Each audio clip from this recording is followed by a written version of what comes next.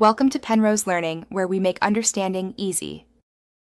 You start by preparing the device so the update can run without interruptions. Back up your photos, messages, and settings. This protects you if something fails. Once done, plug into power and join a reliable Wi-Fi. Updates can be large and slow on cellular.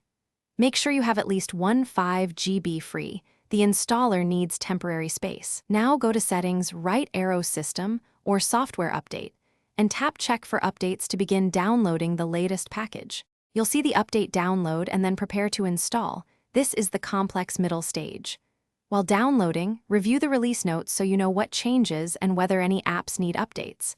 Once the installer prepares files, the phone may reboot and show an installation progress. Let it finish. Make sure the device stays on power and is not forced off. Interrupting can corrupt the system. If prompted, enter your PIN or passcode after reboot to complete setup and finalize encryption. After installation, you complete final checks and restore normal use. Verify the new version in Settings, right arrow About and test core functions: calls, Wi-Fi, camera, and key apps. Make sure app updates are installed from the App Store to match the OS.